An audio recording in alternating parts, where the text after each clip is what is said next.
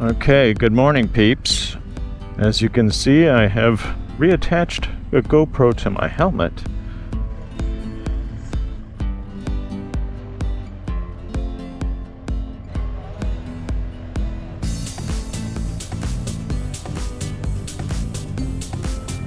Anyway, I am headed back to home, my Portuguese home, today, but a couple of pit stops along the way. Pit stop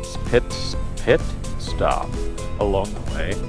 First is Silves, which is a town that I believe was, when the Moors were here, was the capital of the province, the area. There's a huge castle there, so I'm going to take a look at that. Then I'm headed up to Évora, which is like on par with Lisbon for how far north it is. It's further east. Évora is a Roman town. There's a bunch of Roman ruins there. And have not yet been to Évora. So those are the two real stops of the day. I am, let's see, 2 hours behind schedule. Because one, I didn't want to get up. I was tired. I stayed up too late last night having fun at a bar with a live band. The band was well, it was two guys, and I think that was like at Two Fools Music or something. And they're both pretty darn good musicians. One was a guitarist and singer, the other was a drummer, and also did a little bit of singing. What they were best at was figuring out what the crowd wanted to hear. Like, I think it was really the drummer who, like, oh, we gotta play this, and then play something, and the crowd seemed to react. He knew the next thing to play. Like, if they didn't like that one super much, I think he would have gone a different direction. But he was like, just like, the crowd was getting more into it as the night went on. It wasn't just the alcohol. I mean, they were like belting out all the lyrics, and so. Anyway, I was there late. It was worthwhile. If you come to stay here in Quartoreria, or it's Vila Moura, but I think the area is Quartoreria, something like that. It's right around, I stayed right near the marina, and what you do is you walk over to the marina. All the restaurants, all the bars, all the nightlife is around the marina. I did not do that the first night, and I had a terrible dinner. Last night I was like, Chinese food. For some reason, Chinese, I had a big steak the other day, and I was like, there was a couple of good looking steakhouses, but I'm like, I just can't do the beef. Cannot do just another thing of beef. So there was, and I think there were like 3 Chinese restaurants, but one was up and back, so I had to pull that one out because it wasn't right there. And I went by the first one.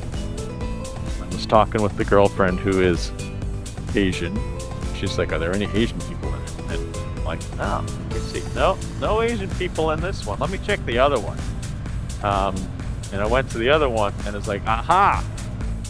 Asian tourists. Okay, this is a good sign here. That's how I picked which Chinese restaurant I wanted to go to. And it was good. It was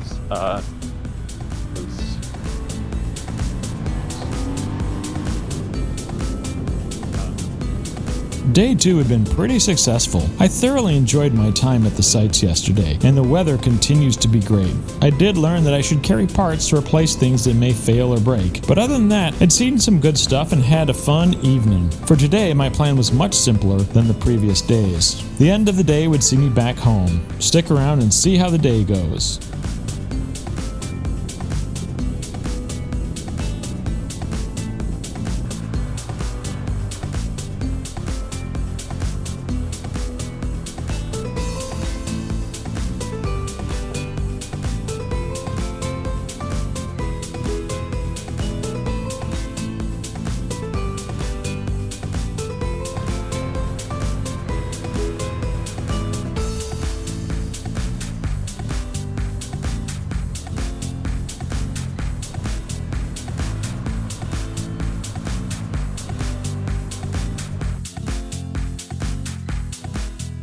As I research the historical sites scattered around the Algarve, I'm discovering the similarities and differences between the sites. Like most of the region's castles, Castelo de Silves has a history that dates back to pre-Roman times. There is definitive proof that the Romans established a citadel here around 200 BC, and in 716 AD, the Umayyad Caliphate conquered Silves. The city saw much growth and prosperity as it was the regional capital. At the end of the 12th century, King Sancho I took the Castillo. It took less than 2 years to revert back to Moorish control, and was fought over for more than 100 years, and it was not until the reign of Alfonso III that the Christians took absolute control of the city. Pio Perez Correria was the Crusaders' leader who finally captured the town. Shortly after the capture in 1242, he became the Grand Master of the Order of Santiago, a position he served until the end of his life. This is the same Order of Santiago Vasco da Gama was a member of.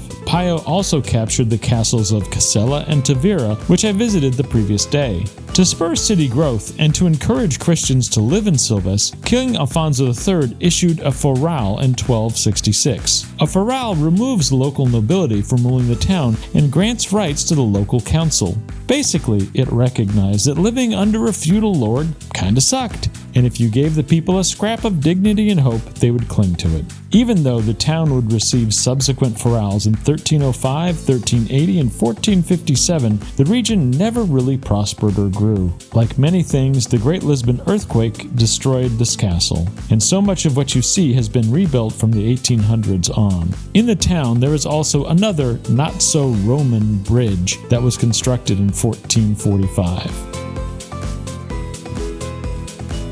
Okay, peeps, that was totally worthwhile, and I could have spent a lot longer there than I did, but you gotta make it to Evora and then home, and I don't want to be home at 9 o'clock at night in the middle. Okay, so I know it's a one-way, but I'm gonna quickly sneak down here. It's just a block. It's a much more interesting drive. There's the castle. Like, I wish I'd come in this way, but of course I didn't know where I was going. So, and there's the church. And down here there's a museum that I paid the 80 cents entrance fee for because I didn't know what I was getting into. And I thought, well, I might as well pay for both rather than just the one. And I'm sure the museum is also great. I spent all my time enjoying the castle. Okay, lady. Thank you for not walking out from me. Okay, wait a minute. Oh, I don't know. How am I supposed to get the hell out of here? That wants me to take a right turn. The hell? Probably knows something I don't. What are we gonna do? Stairs?